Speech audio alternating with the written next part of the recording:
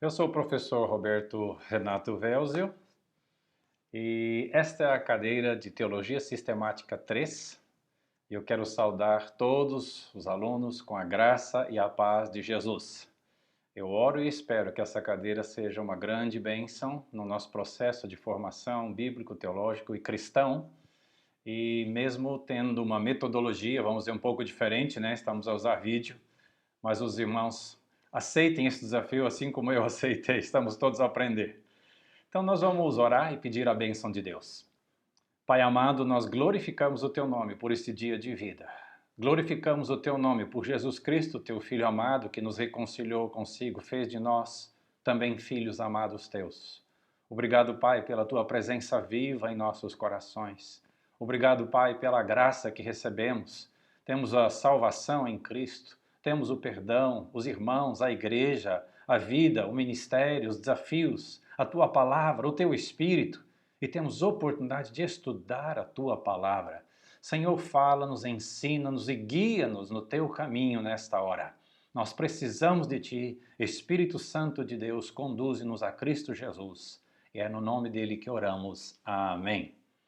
Teologia Sistemática 3 é continuação de Teologia Sistemática 2. Na 2, nós iniciamos o tema soteriologia, que é a doutrina da salvação. E esse semestre, então, nós vamos terminar a soteriologia e também vamos avançar para a eclesiologia, que é a doutrina da igreja. E depois estudaremos escatologia, que é a doutrina das últimas coisas. Então, vamos lá, irmãos, nessa jornada. Queria iniciar contando uma história. A história aconteceu durante o ciclone Idai, na vila de Lamego, com um dos nossos colegas, o missionário Roberto. Ele, junto com outros irmãos ali da igreja, perceberam que a chuva estava a cair muito, ventar, soprar, aquela coisa toda, e pessoas estavam a sair das suas casas e serem levadas pelas águas, irmãos. Não conseguiam vencer as águas, as pessoas, as coisas, tudo, né? E eles então decidiram fazer alguma coisa. Amarraram uma corda num poste, assim ao lado da estrada ali da N6 do Alcatrão, onde não havia água, e aquela corda avançou para dentro da água até uns 100 metros à frente, onde tinha uma árvore.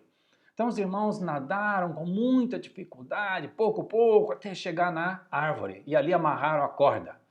Então, quando as pessoas estavam a ser levadas pelas águas, elas viam aquela corda e agarravam na corda. E pouco a pouco iam se movendo até a estrada, no Alcatrão, onde estava seco. Então aquela corda, irmãos, foi instrumento de salvação. Muitas pessoas agarraram a corda e foram salvas. Mais ou menos 300 pessoas se reuniram ali depois na casa do obreiro. E muitos deram testemunho. Como você chegou aqui? Eu agarrei na corda e fui salva. Então, irmãos, essa é uma ilustração que nos mostra exatamente o sentido, o significado de salvação.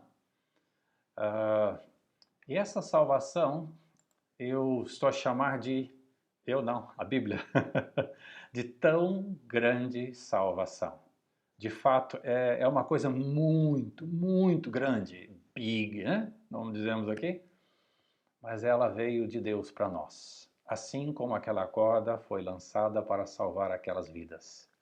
Então, essa grande salvação, irmãos, ela começa desde o Antigo Testamento. Então, Antigo e Novo têm a mesma ideia, só que há um desenvolvimento nessa ideia.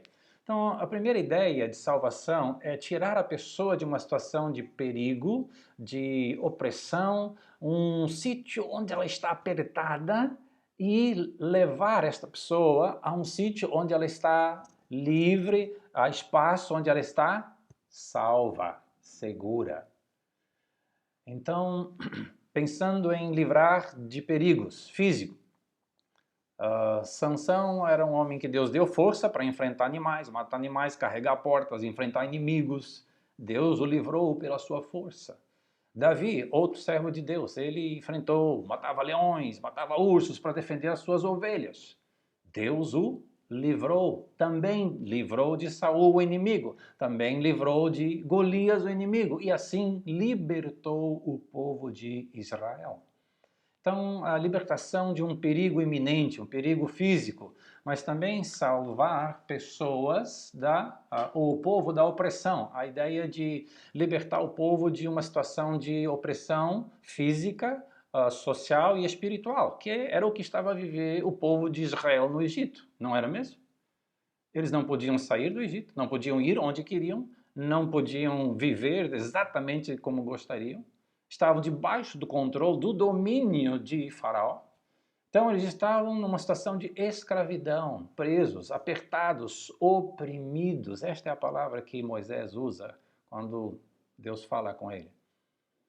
Então Deus vem e intervém, e Ele liberta, Ele tira o seu povo de uma situação de aperto, de opressão, de escravidão, e os leva, transporta para uma situação de liberdade.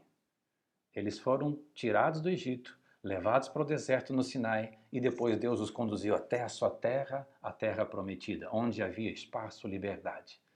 Então ali houve uma libertação física, social e também espiritual. Eles agora tinham liberdade de cultuar o seu Deus no deserto e, enfim, da maneira que Deus queria. Então essa também é uma ideia de salvação.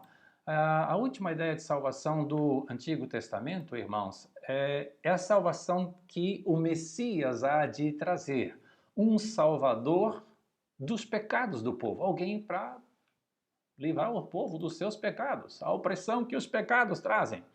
O texto talvez mais claro, ou rico nesse sentido, é Isaías 53. Ele fala que o servo sofredor tomará sobre si as nossas iniquidades, os nossos pecados, as nossas dores, as nossas enfermidades, as nossas chagas, tudo ele há de levar sobre si. Ou seja, ele há de tomar sobre si o nosso pecado e todas as consequências do pecado na vida do povo de Deus. Então, essa salvação, ela estava prometida já no Antigo Testamento, desde Gênesis até chegarmos no Novo Testamento, então Jesus chegar e ele efetivamente fazer aquela obra que os profetas haviam prometido ao povo de Deus, na pessoa e na obra de Jesus Cristo. Avançando aqui então, irmãos, com a nossa salvação, o sentido teológico da salvação, vejam comigo aqui, irmãos.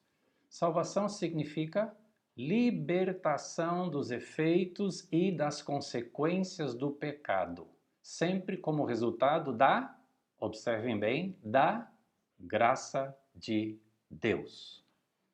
Então, salvação significa libertar pessoas, um povo que Deus escolheu para si, mas também toda a criação do quê?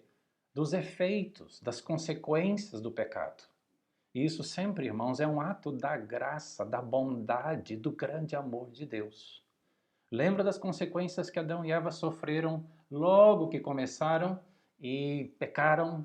Houve problemas de comunhão, romperam a comunhão com seu Deus, romperam a comunhão um com o outro, houve problemas, houve confusão, houve lutas, houve dificuldades e no ambiente a terra foi amaldiçoada. Adão tinha muita dificuldade de conseguir tirar da terra, da sua machamba lá o seu arroz, a sua mandioca, o pão para cada dia, né?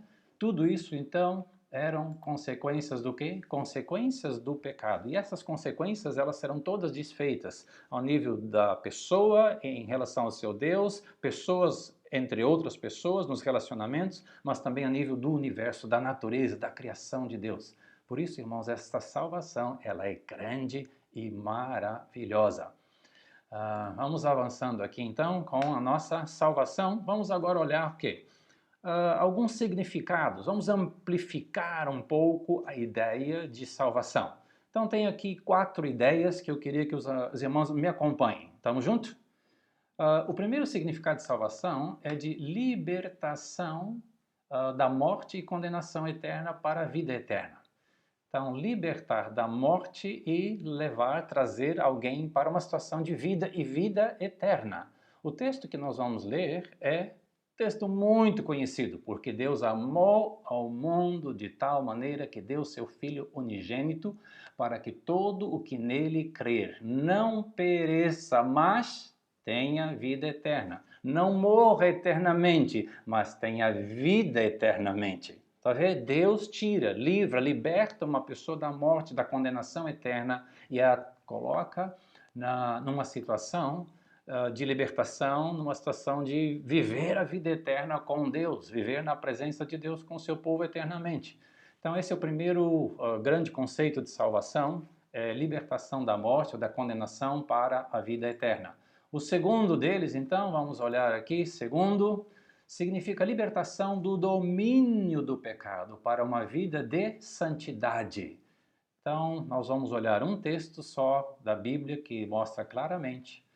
Romanos 6, 22. Estamos juntos, irmãos? Veja, preste bem atenção.